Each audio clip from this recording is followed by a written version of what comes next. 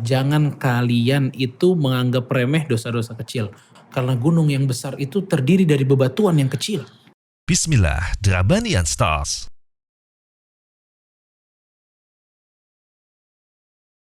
Bismillah, Assalamualaikum warahmatullahi wabarakatuh, Ustaz. Masyaallah. Assalamualaikum warahmatullahi wabarakatuh. Sehat, ya? Alhamdulillah. Gimana kabar Masya antum? Allah. Sehat? Sehat, Alhamdulillah, Ustaz. Kita mau bahas tentang FWB nih, Ustaz. Waduh, apa tuh? Masya Allah, ada lagi ya. Setelah insecure, FOMO, ya kan? Apalagi Mike, banyak lagi ya. Kita bahas apa istilah anak Jaksel, tapi ini adalah friends with benefits, Ustaz. Memang kadang-kadang bikin kita anxiety sama insecure ya, Ustaz. Waduh, ini tambah berat ini. Baik, Ustaz, ini tentang fenomena pertemanan, Ustaz ya. Pertemanan dengan benefit, faedah, keuntungan. Tapi yang sesungguhnya itu lebih ke lebih ke istilah mendapatkan manfaat secara, mohon maaf, secara seksual, Ustaz. Pacaran. Kalau bahasa dulu mungkin ya, sebelum istilah anak Jaksel tuh TTM kita dengarnya. Teman tapi mesra, mungkin istilah pacaran, HTS-an, wow kan muncul lagi tuh istilah itu sebelum zaman sekarang. Nah, tapi istilahnya adalah mendapatkan faedah, keuntungan tanpa ada ikatan, Ustaz. Alhamdulillah. Iya betul. Faedah dalam tanda kutip ya, Masya Allah musta'an. Nah ini sesungguhnya banyak terjadi ya di lingkar pertemanan, kantor, kemudian juga yang sering ketemu lingkungan kantor, kerja, sekolah dan sebagainya. Tapi sesungguhnya ada jadi zina, Ustaz. Dan mohon maaf juga ini agak sedikit panjang jadi openingnya adalah bahwa ya ini banyak terjadi sehingga korban lebih banyak di perempuan lagi nih Ustaz. Di perempuan semua korbannya. Kan serem, Ustaz. Kita temenan aja ya. Kita temenan aja. Gak ada ikatan ya. Cuman ya hangout bareng. Nauzubillah ya, check-in bareng. Sampai zina bareng. Sampai zina. Jadi kebayang pas ketemu gak ada apa-apa gitu. Gak ada apa-apa dan sebagainya. Ini Ustaz, gimana Ustaz? Ustaz memandang tentang fenomena FWB atau TTM atau HS yang Ustaz ya? Allahul musta'an.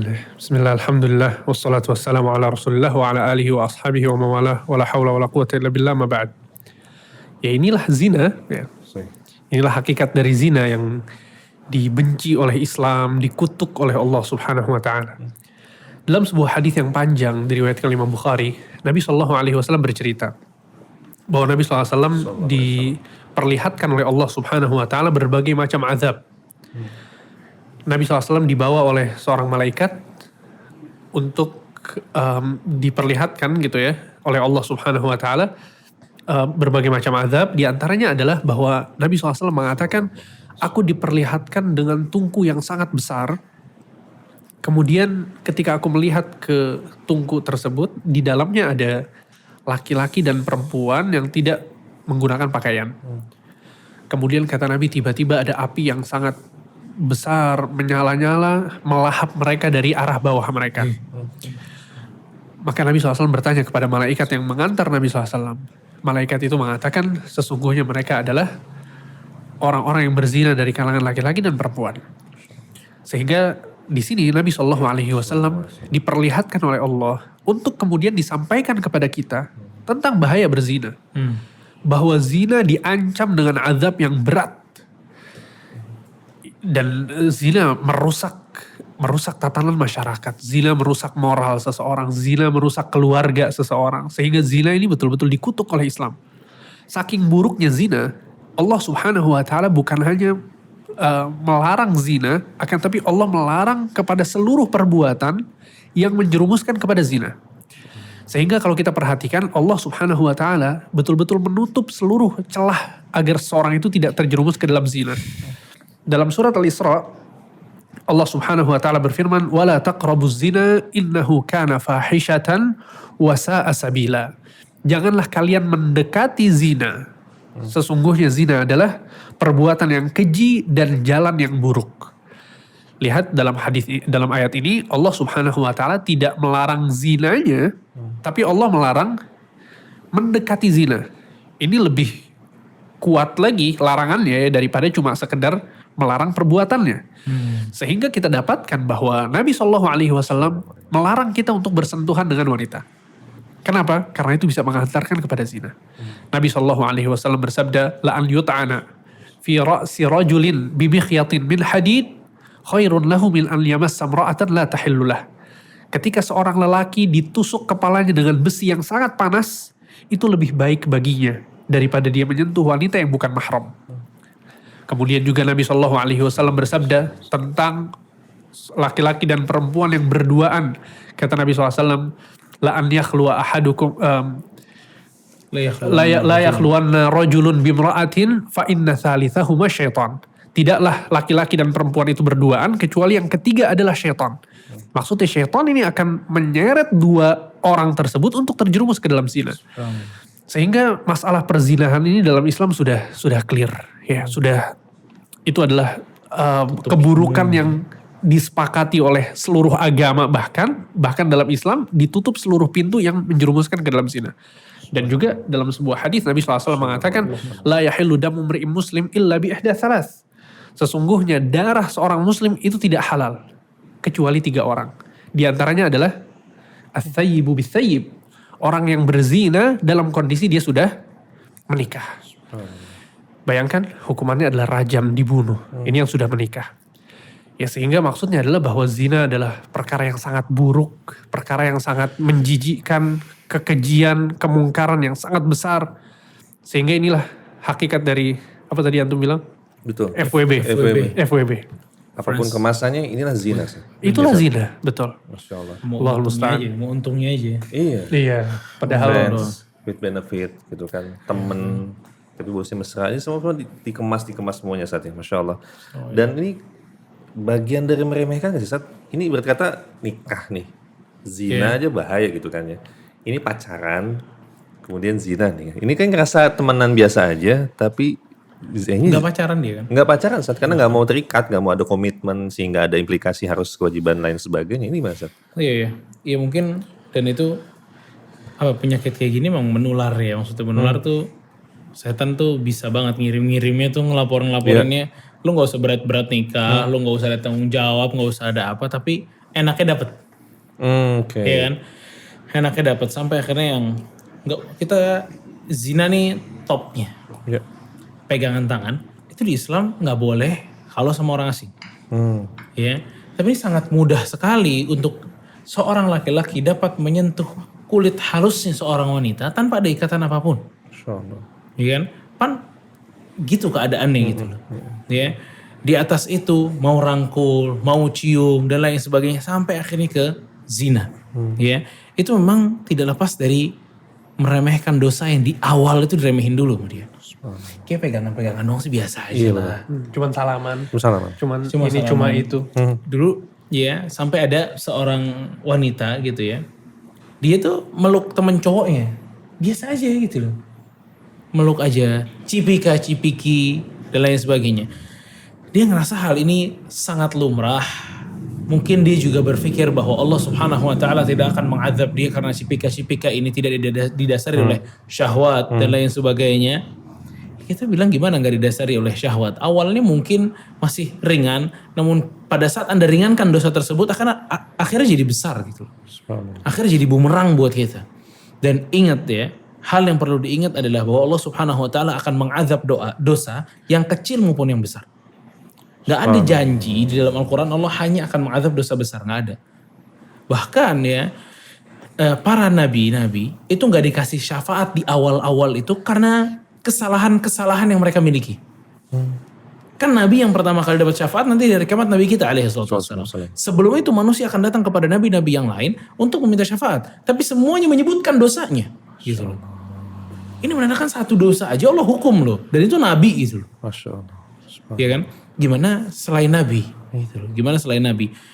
Makanya memang Allah Subhanahu wa taala mengatakan dalam surat Al-Mutaffifin, ya, kalla bal rana ala qulubihim ma kanu yaksibun.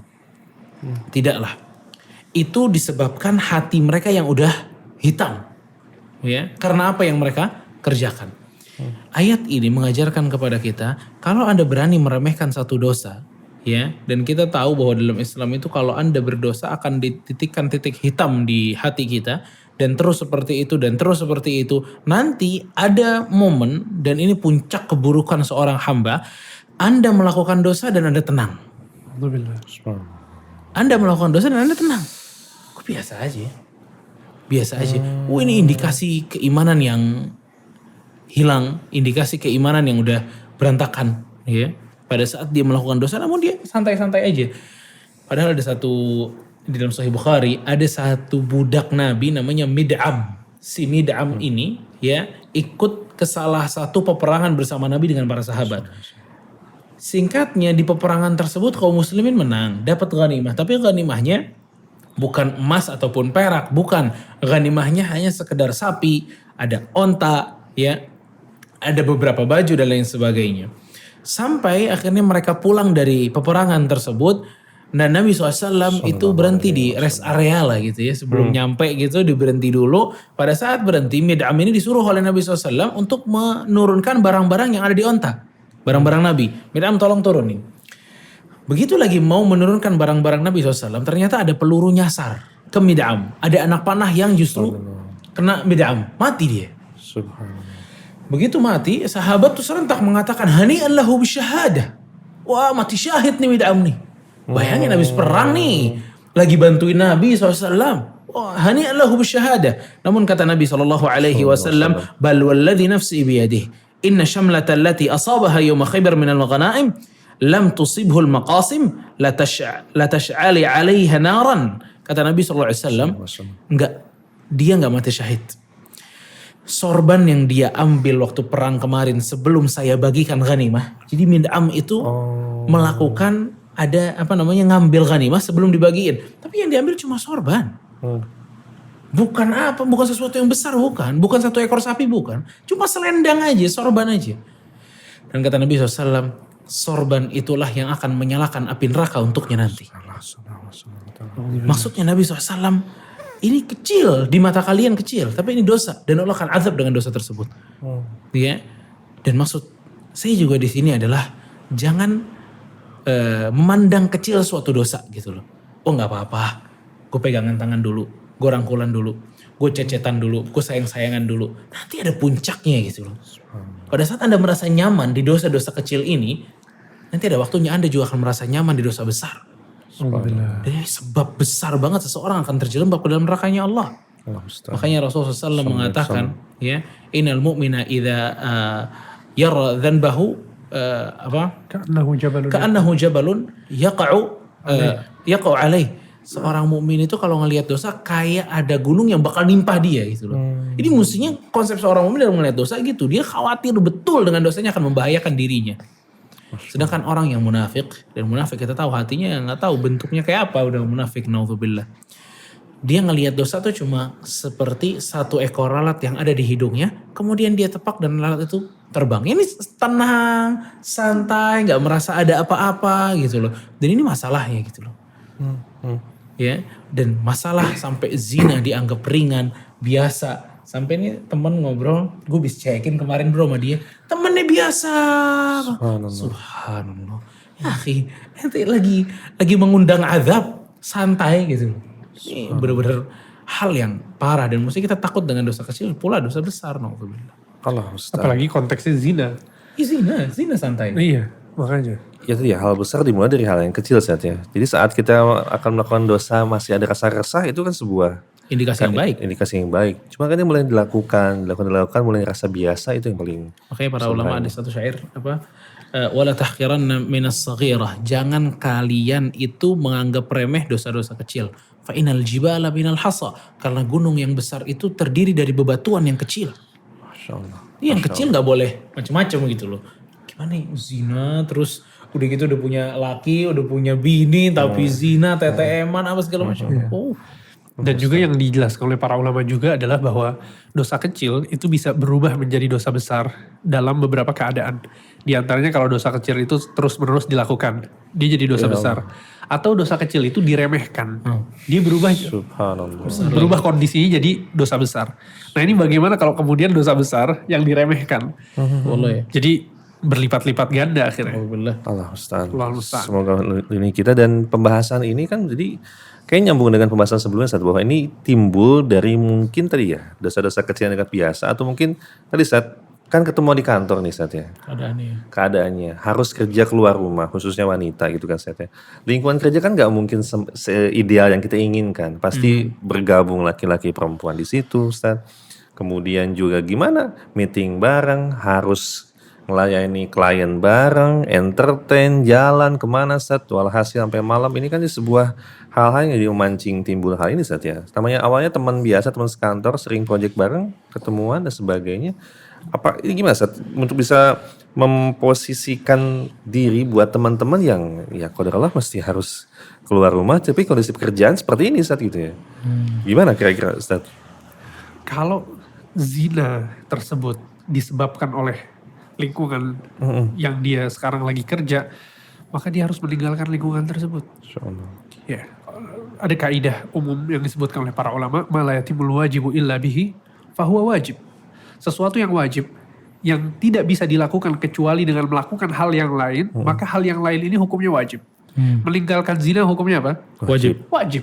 Sehingga cara untuk meninggalkan zina, jika itu harus ditempuh, maka wajib untuk ditempuh. Jadi kalau memang ternyata kondisinya seperti itu, dia punya lingkungan kantor yang menjadikan dia terjerumus ke dalam zina karena di situ ada ikhtilat, dia otomatis harus melayani kliennya, akhirnya dekat dan pintu zina sangat terbuka lebar di sana. Kondisinya, jika kondisi seperti ini, maka dia wajib untuk keluar dari lingkungan tersebut. Ya kita nggak mungkin kemudian berusaha untuk mencari sesuap nasi, tapi kita harus terjerumus dalam dosa besar yang seperti itu. Ya apalagi buat teman-teman yang sudah menikah ya. Zina setelah menikah itu jauh lebih parah daripada zina sebelum menikah. Karena ada keluarga yang dikhianati. Ada janji setia ketika dia akad yang dihancurkan sama dia. Dan para ulama menjelaskan bahwa di antara Syekhul Islam Ibnu Taimiyah bahwa nggak boleh ada satu keluarga, pasangan suami istri, salah satunya adalah pezina. Nggak boleh, harus dipisahkan. Sehingga ini sangat berbahaya sekali dalam tatanan masyarakat, khususnya para orang-orang yang sudah berkeluarga.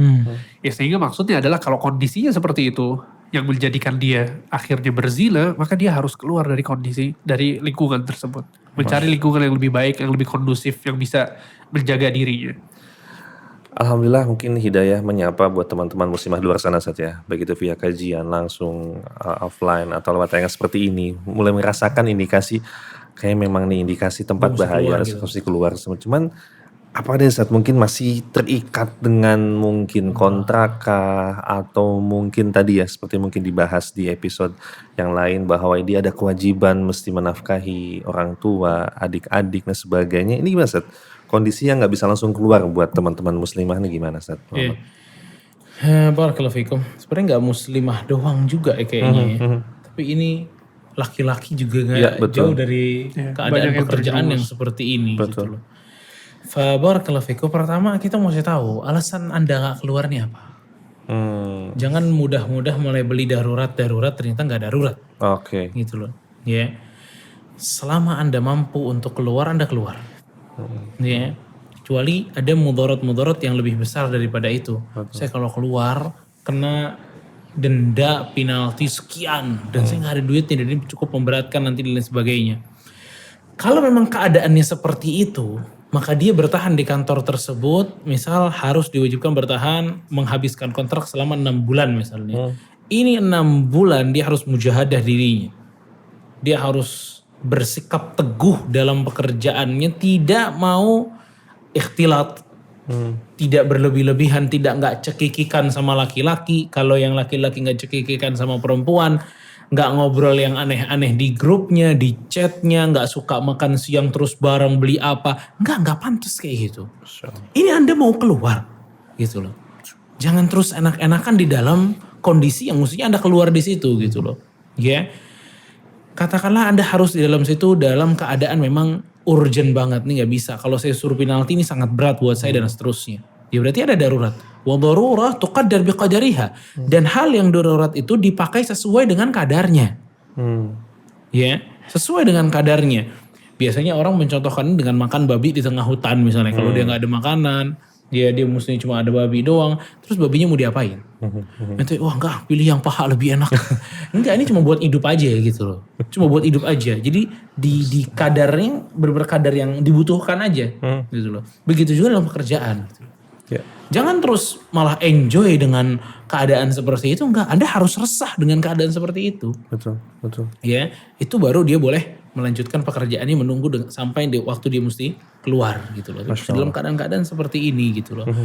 Dan jangan khawatir ya, maksudnya orang yang keluar karena Allah Subhanahu wa taala akan diganti oleh Allah Subhanahu wa taala. Man taraka syai'an lillah awwawahu Allah kata Rasulullah. Siapa yang melepaskan sesuatu karena Allah, meninggalkan sesuatu karena Allah, Allah bakal ganti gitu loh. Ya. Juga Allah Subhanahu wa taala mengatakan wa may yattaqillah yaj'al lahu makhraja. Siapa yang bertakwa kepada Allah maka akan diberikan jalan keluar oleh Allah Subhanahu wa taala. Oke, hal-hal ini perlu diingat lah sama setiap karyawan ataupun karyawati ya. Yang cewek ataupun yang cowok lah ya. Lihat yang paling mahal dalam diri Anda adalah iman Anda. Jangan urusan makan, urusan perut ya. Seseorang akhirnya merelakan keimanannya. Oke, konsep yang cukup singkat namun cukup padat. Hidup untuk makan atau makan untuk hidup. Gitu loh. Anda apa nih? Hidup Anda untuk apa? Kalau hidup Anda untuk makan, ya, hidup Anda untuk makan, pasti Anda akan terobos semuanya. Yang penting kenyang, yang penting bayaran, yang penting listrik nyala. Tapi hidupnya untuk itu, gitu loh. Beda dengan konsepnya, dia makan untuk melanjutkan kehidupan dan kehidupannya untuk beribadah kepada Allah. Ini konsep ini singkat cuma sangat berpengaruh gitu dalam kehidupan seseorang. Masya Allah, Allah musta'an. Baik Ustaz, tadi sedikit agak penekanan ke muslimah karena mungkin istilah friends with benefit, teman dengan faedah tanda kutip, ini seolah-olah mendapatkan manfaat dua-duanya. Padahal bukan manfaat, tapi ya zina seperti tadi wanita lebih sering jadi korban kan Ustaz ya. Wanita jadi lebih sering korban, kemudian karena laki-laki mungkin rasa enteng aja tinggal-tinggal, tapi kan perempuan mungkin akan sangat pengaruh ke depannya Ustaz ya. Betul, membekas. Lebih Lebih membekas daripada laki-laki. Betul sekali. Sehingga walhasil nggak ada benefit lain Ustaz ya dalam Islam kecuali nikah saja. Oh betul. Ya, Soalnya nggak ada suatu ikatan yang Nabi SAW mengatakan tidak ada ikatan yang lebih baik untuk dua orang yang saling mencintai daripada nikah. Masya Allah. Sehingga selain akad nikah, sebelum akad nikah maka nggak ada yang menghalalkan yang haram. Masya Allah. Ya tetap bersentuhan, berduaan itu semuanya haram sampai menikah. Masya Allah. Ya, dalam hadis Rasulullah SAW dari riwayat Hakim mengatakan, ya, innal khaira tuma'ninah wa inna syarra ribah. Maksudnya orang nganggap ini nggak apa-apa. Padahal yang mewariskan ketenangan dalam hati itu kebaikan. Pernikahannya tuh yang bakal mewariskan kebaikan dalam hati, ketenangan dalam hati. Sedangkan apa yang Anda lakukan dari teman tapi mesra, terus friends with benefit dan lain sebagainya, itu pasti mewarisi kegelisahan sedikit atau banyak, cepat atau lambat. Masya Allah. Gitu. Masya Allah.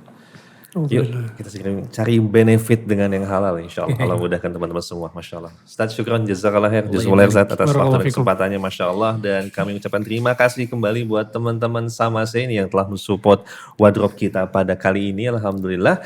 Yang kita gunakan adalah kemeja koko, saya gunakan kurta, kemko dan sebagainya. Masya Allah. Silakan untuk cek langsung di Instagramnya. Ada sama saya Sendro, sama Sofia dan banyak lagi.